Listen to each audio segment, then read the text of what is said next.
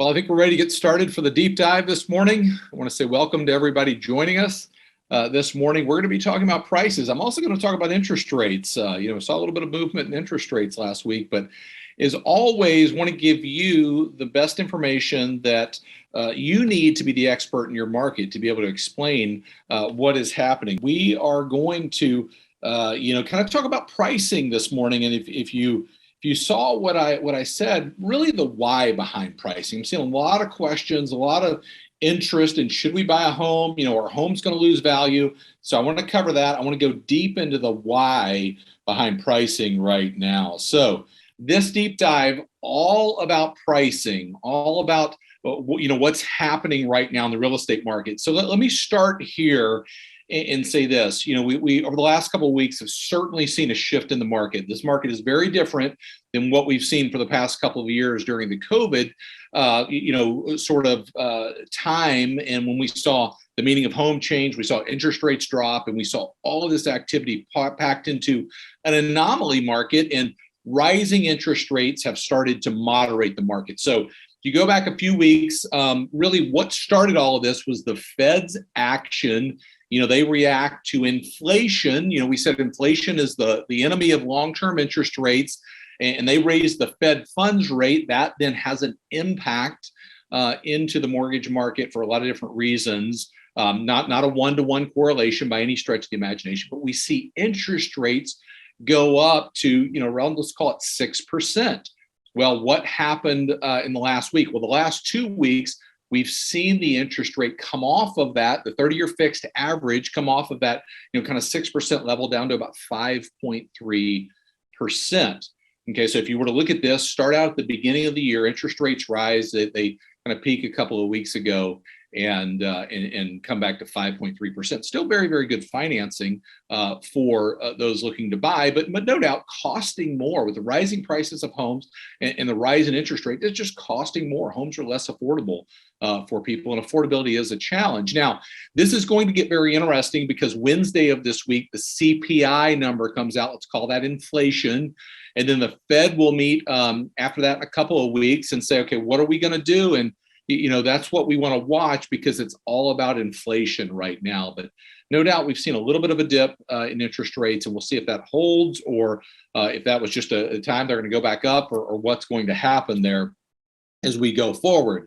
But I'm going to share my screen because, along with the rise in interest rates over the last couple of weeks, and we got a little bit of relief like I talked about, the other thing we can say for sure is we're seeing a rise in inventory. So I'm going to talk about pricing here in just a minute, but this is a look at active listings in the way they've increased over the last 4 months. So you see listings bottom out around February and then starting to increase. You see where we're at right now as of June in active listings, 619,000 in this country.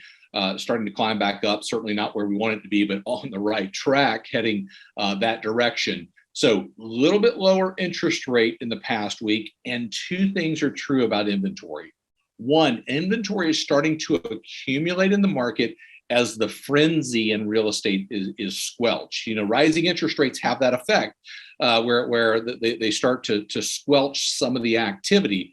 The other thing we can absolutely say about inventory is it's coming in at a little bit quicker pace than this time last year. Not by a tremendous amount, but you see right here, April, May, and June, the green bar is 2021, the blue bar is 2022. You see inventory coming to market a little bit faster than last year. So more accumulation of inventory in the market, and it's coming at a faster pace. So that really gives you perspective for your buyers.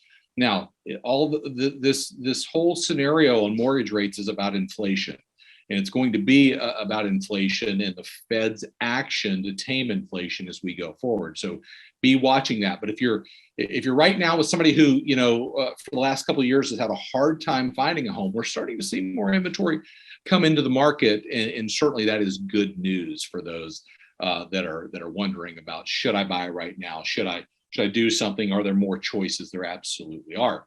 But let's kind of shift our attention to this should I buy a home right now question. I think it's I think that is the biggest question. No doubt rising interest rates have impacted affordability across the country, but listen, that's not the biggest issue. The biggest issue is nobody wants to buy something that 6 months, 12 months down the road is worth less. Okay, so I'm going to talk to you about what experts are saying about that. I want to talk about deceleration in the market and really give you the why behind price appreciation, what experts see. That way you can bring your expert opinion to your local market and deliver that right now, because I think it is one of the most important messages that you can put out there to educate people, because everywhere you turn, people are talking about the housing market. So let's start here. If you followed the deep dive or you're a KCM member, this is a look at the home price forecast for 2022, going across everybody that we look at: Fannie, Freddie, CoreLogic, Home Price Expectation Survey, all the ones listed here, average about 8.5% residential price appreciation in this country this year. Now, many saying right now prices are going to fall, and we're seeing a lot of price reductions and price changes on things that are on the market.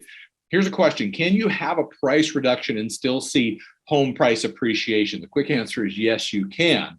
As pricing has sort of run up over the last couple of years, a lot of people in the market, a lot of sellers aspirationally pricing their homes and having to say, we've got it overpriced right now, and having to come back off that. But the net of what forecasters are seeing for this year is price appreciation.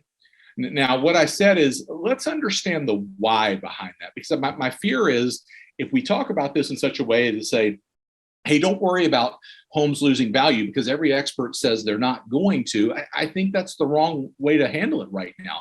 I think we really have to understand the why behind price appreciation. Probably one of the best videos that I've seen that's been around there are the ones that, Dave Ramsey has put out there. If you've seen that, talking about this market, how it's different. And there's a big benefit by not saying, hey, this is exactly what I'm telling you. Let's look at what other people are saying. It's not just Dave Ramsey. You can use a KCM resource. You can use somebody else that you trust that's giving the truth about this market. But I clipped a quote from the Dave Ramsey video that I want to share with you. And then I want to break it down with a couple of visuals that I think do a good job of explaining why experts are forecasting price appreciation. So here's what Dave said in the video: the root issue of what drives house prices is almost always supply and demand. Agree with that. He goes on to say, now interest rates affect that. When interest rates go up, guess what? Fewer buyers. The demand goes down, thus prices are going to soften or not be as cray-cray, that's his word there, as they have been. And that's what we're seeing right now. That is an explanation of the market right now, right? Price is always going to be determined in any market, not just real estate, anything you're selling, by supply and demand.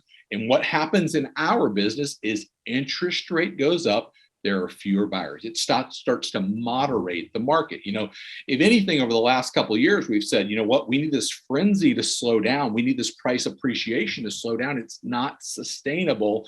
And so that's what we're seeing. And that is a good thing.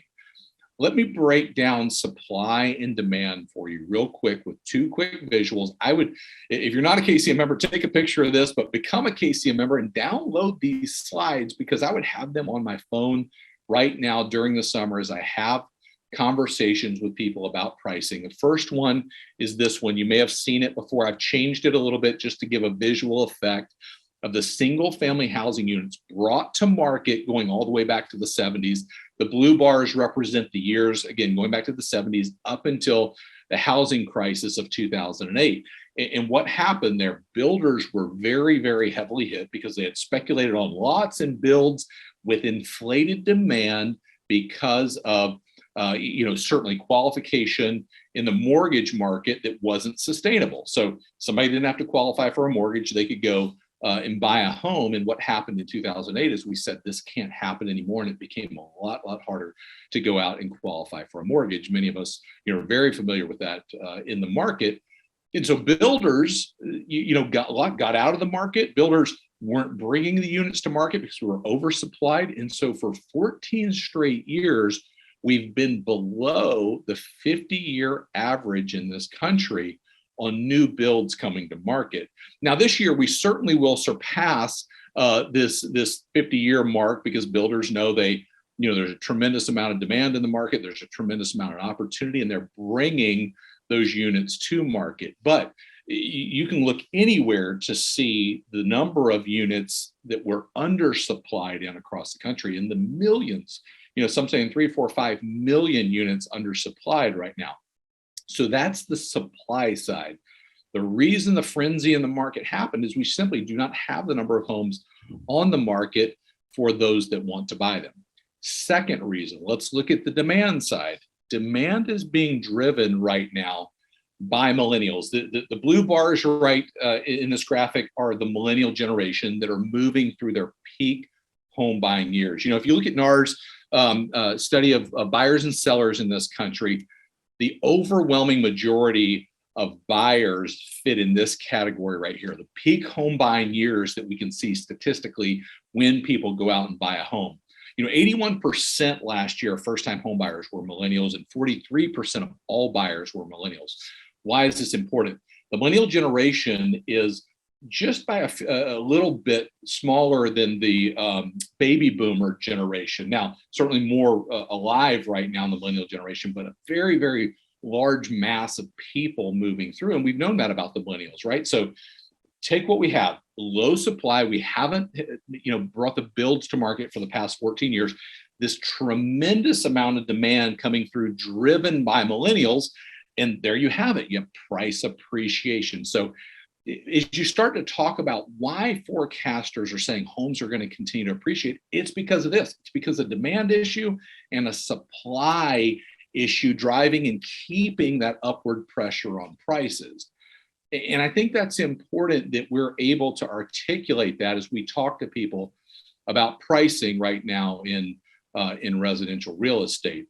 The core issue, though, I want to shift to sort of the core issue when it comes to should somebody buy right now, and give you the facts here, because I think this is what we have to look at if somebody's helping to make a decision and give them perspective. Maybe this market even just needs a healthy dose of perspective to help people make wise decisions.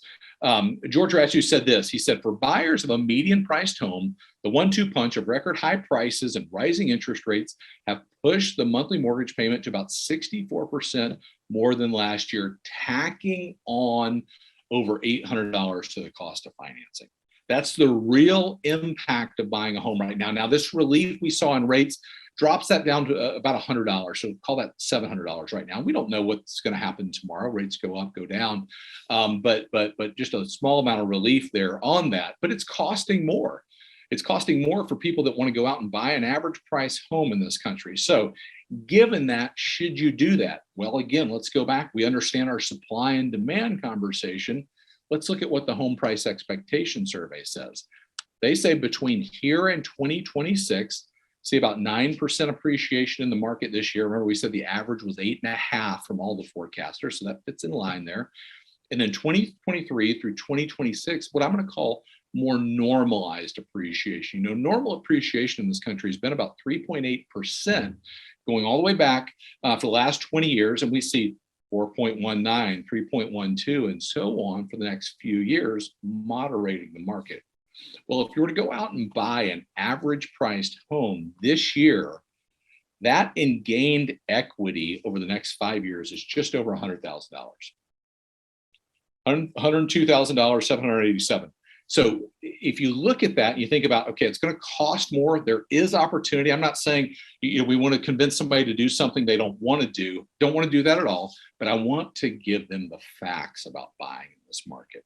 I think that all has to do with understanding pricing, understanding what experts are saying, and then looking to what is being forecasted for the future to come. So as always, I want to give you what you need to be able to be the knowledge broker to the clients you serve. And I'm convinced that using these slides, having these on your phone as these conversations come up, because I can tell you they are going to come up, and you know that by talking to people about prices and where they're heading. And we're going to wait until everything crashes, and then we're going to go in and get a great deal. A couple of things before I ask Sarah if there are any questions here. If you're thinking about going to the Ferry Summit, we will be there. The KCM team will be there.